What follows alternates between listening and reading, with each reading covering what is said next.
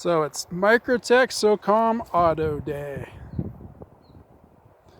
Went ahead and ordered one of these. I finally just got it today. I was at the post office, I guess, on Saturday, but they were closed, so I had to wait till today to get it. I've been looking forward to it. I was thinking of getting a manual liner lock,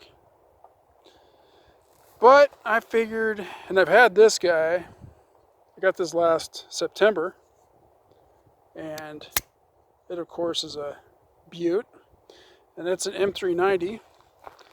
But the whole time I'd been kind of looking forward to getting a tan one, and that they just weren't. I don't think they were available last fall, winter. I think they finally started coming. This one was actually made in February. That'll focus.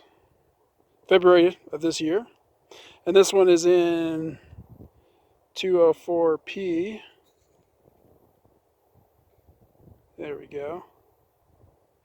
Whereas this other guy is M390. So anyway, great luck with this. Love it. Been using it. But I was kind of looking for one of these. And I was kind of thinking about the Tonneau. And I don't know, when I ordered one, I think these are, I got this from Knife Center. And I just checked when I pulled up some stats on these. Blade HQ, it looked like this particular knife was sold out too. So I'm glad I was able to get this, because I think this was the last one that Knife Center had. Which I hope that's a good thing. Hopefully this wasn't the one that was sitting around for a long time. Seems to be all good. So let me read off some quick stats. And I can kind of get going on my point here. Overall blade length is 9 inches. Blade is 4.0. I think actually it might be a little longer, like by, I don't know. Some other places, I think Knife Center actually lists this as like 4.11 or so. Anyway, cutting edge 3 3/4. Blade height, I believe they're talking this way, is 1 1/8, 1.125. Blade thickness is that nice thick 1900s. Good God. It's 204p steel. So I know that they're pretty much equivalents. This is American, this is German, I believe, right? Bowler M390, Carpenter, 204p. Handle thickness is a 1/2 inch, and they must be talking about, or 5500s. Yeah, this point. And then of course it tapers down to something thinner down this way, which is cool, because as another very good knife reviewer pointed out in one of his videos, it's kind of how your fingers are. You know, these two fingers are longer, than these two are shorter. Therefore, it's one benefit of having a taper. The other is when you hold it, and if you're in a stabbing motion, well, that's where you get most of your thickness is up here in that area. Because it tapers both this way and then this way. That makes sense. Like if you were going to put it up like that, if I can, thick to thin. There we go. And it's 4.58 ounces. So this might differ. I didn't look up the manual. I think eventually I will get one. I think I'm going to get one on the Tonneau blade at some point. But I really wanted to get this one for this fire season, which I just got a call today. So that might be happening quicker than I kind of expected, which is a good thing. Anyway, we got burning to do too, so I'll be going and doing that. So my days here are short. This little trip is long on the tooth. So yeah, and then of course, Old Faithful. This will always be with me no matter what, one way or the other. But I think this is 4.8 ounces or 5.8 ounces. This might be 5.8 ounces. It is actually heavier than this. Maybe it's 5.2. I can't remember. Awesome blade, awesome handle, as I always point out. So anyway, I got that, and I was like, man, that thing is so nice. I don't think I want to take it out there and get it dirty. And it still is. I've used it, haven't abused it. Had it with me quite a bit. It kind of shares time going with kind of between the AFO and my Spyderco Mannix 2 that I really like that knife too, and I'm actually growing to like that knife more and more. I did a review on it here, or a video on it about a week ago or so, and it just even keeps growing on me. So I really love that knife. But getting back to these guys though, really happy to have this. I really wanted the tan, and I do like the coated blades. I do. For me also, the automatic, I just tend to carry these more. Everybody's got their likes and dislikes and whatnot. Some people really like, if it's not a titanium frame lock, then I'm sure they'll buy other knives, but if it's not a titanium frame lock, they're probably more apt to not carry that knife, but to carry the one that is a titanium frame lock. I'm kind of the same way with autos. It's kind of a thing I've always had. When I came across these guys years and years ago, completely just sold. Because, we'd all had automatics, I'm sure, cheap ones, automatic combs, out the front, fake knives, shitty knives, side opening auto shitty knives. But then when I came across this, I was like, oh man, it's like a real knife that's an auto, had to have it. It's kind of like, my thing. I think honestly, when it comes down to it, like if you're going to pull a knife out of your pocket, it probably would be quicker to have this in a manual actually. But I don't really care. I think maybe overall strength and rigidity, perhaps that the manual is stronger. It has the stop pins, the external stop pins. It helps anchor the blade in with the handle. But you know what? This thing, as I pointed out in my last video, it's got that radius tang of the blade, that rounded out part, scooped out part, and it mates perfectly with that big ass stop pin. It has these huge pivots in it. Very solid lockup, very strong detent. I guess you call it a detent when you close this thing, even though it's a manual, but as it locks in here, very positive. It's new. I think this one was actually oiled a little bit more than even when I got this one. So you can hear how crisp this one is because I haven't oiled it at all. So it's a little crisper. I've opened this one maybe a dozen times now. I literally just got it an hour ago. I'm out for a hike,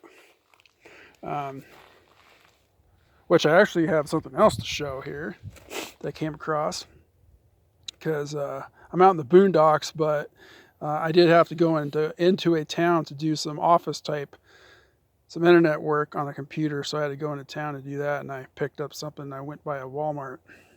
Anyway, so this guy will not be going to work with me, but this one will. In fact, this will be in my pocket from now until the end of the summer, every day. We're into fire season. Hopefully next Thanksgiving. This is not leaving. And of course, I'll have this most of the time. When I'm on fires, this will be with me. But this one, I'll actually probably be carrying both of them. But this is the one, this is going to get used. And then we'll see how, I know it's going to hold up, but we'll see how the finish holds up. We'll see how that kind of thing, how the blade, because I probably won't even touch this thing up or anything until, because it's sharp as shit. Here's one more. I don't know if I can get this thing to focus, but the grind on this thing, apologies for my nasty fingernails too. Apologies, this thing ain't even gonna focus or what? Good God, man. Anyway, I'm sorry it's not focusing, but the grind on this for the secondary bevel, the cutting edge, it's probably not going to turn out very well here, but it's perfect. And it's laser sharp. For me, I'm not one of the self-proclaimed or top-end knife sharpeners. I just use a sharp maker, as I've mentioned. It's worked for me. It works for me. Well, that damn thing won't focus. I'm going to waste this whole... That's just chew. Yeah. Bad habit. So yeah. Awesome knife. Feels light in hand. As I've mentioned before in a previous video, the balance is Not there. Not even there. Right out in front of that pivot. Right there. That's the balance point. And that's because it's got this light ass 7075 aluminum, which as far as I know is the aircraft grade aluminum. I'm like a mountain biker, and you know, for years until like the last 4 or 5 years, everything was either titanium if you're on a hardtail, or aluminum if you're on a hardtail, or definitely on full suspension. Carbon fiber's taking over. I think aluminum might be bringing a comeback, but there's 6061 T6, and I think that's what this is like 6000 series aluminum, which is great, no complaints. And this is 7075 aluminum. Both aluminum series are used in mountain bikes. I know that when they build the 6000 series, I think those are usually the oversized, like, you know, on a frame. They're like Cannondale was always really famous for it, but they had like the really oversized tubes on their bikes and big welds. And the 7000 series were always smaller, and I don't know if that's because it's stronger. I really don't know any of that stuff, but supposedly the 7000 is the higher grade, like the aircraft grade aluminum. I know that doesn't really matter in this application too much, but in the end, I think it's probably a stronger, more resistant, probably more impact resistant, because you can crack and break aluminum. It doesn't really bend; it just breaks. It fatigues and breaks. So this would withstand a bigger shock to it, whether you ran it over or whatever. These bad dogs, though, I've never had a problem with. If you do drop them, they will ding pretty easily. This one hasn't been dropped. It's got a little rub on it. You know, just a few use marks. I baby this bad boy. This one will not be babied. That's just because these things are this particular version is discontinued, and I don't want to lose it. And you know, it's always with me, and it gets used. Just very careful with it. But this one going right into battle, that doesn't really mean much. It's not like I'm going to be doing anything overly awesome with this thing. It's just, it'll get used. It's going to get dirty. It's going to ash, you know, it gets in everything, dirt, sand, whatnot, and then dirty hands and just cutting dirty things. It's hard on blades. So we'll see how it holds up. I'm super happy to have it though. It's the color I wanted originally. I'm glad I got this. This guy I think I will just box up and keep for down the road, just in case I lose this bad boy or I'll just save it. I might end up selling it. I don't know. It's kind of grown on me. So I probably won't sell it, but who knows? I mean, you know, we'll see. We'll see what happens. I would like to get, like I was saying, a manual. We'll see. Manual, and then like the tonneau. I was really thinking of getting this in a tonneau. I just couldn't quite get the combinations of tan handle, tonneau, I don't think, at this particular moment, from any particular retailer, that tonneau tan in a manual or auto, I think is what happened. And I was like, well, you know what? I actually really want another auto. I really want an auto, because that's just what I carry. You know, like if I have all the other manual knives, I just don't carry them, because I just like having an auto for whatever reason. And no, I'm not saying because they're better. It's just because that's just what I like.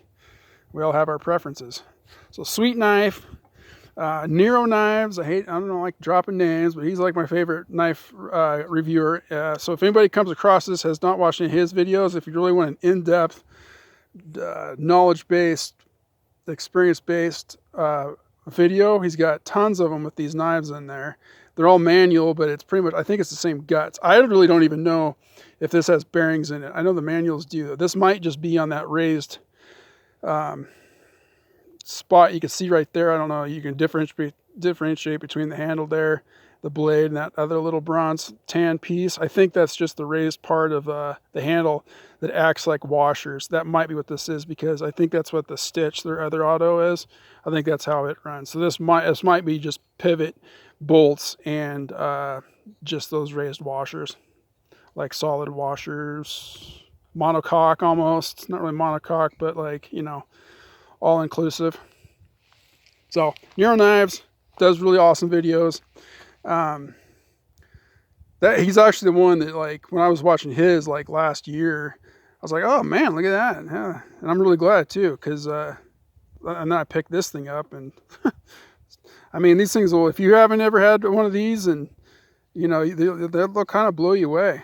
I mean, pretty cool. And then now I got the color I wanted. I just kind of wanted a different color than black. I got this one now, so pretty stoked. So anyway, thanks for watching. Also over here, I got this is a highly recommended if anybody's after an air gun or a small, like a bird gun. Like, I mean, you could shoot a turkey with it. That's probably have to be a headshot. But it's just a 22 caliber Benjamin Prowler air gun. And it's got this Barska scope. Awesome setup. The Barska scope though, it's got really soft aluminum rings. I don't know what you call it, jaws or whatever, when it grabs onto that dovetail. They're soft, so you can see some marks there. That is just the finish coming off of the blue, coming off the dovetails, part of the gun. That is not damaged at all. It's just these rings, really soft. I guess better than the gun being soft, because you can't really replace dovetails. But other than that, this thing is a beast. I got like about 250 shots in it, out of it so far. Got it sighted in.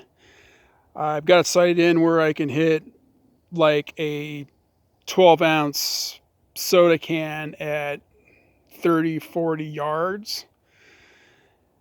If I shoot at a bullseye at 20-30 yards, my spread is 2 inches probably, or 1.5 inches.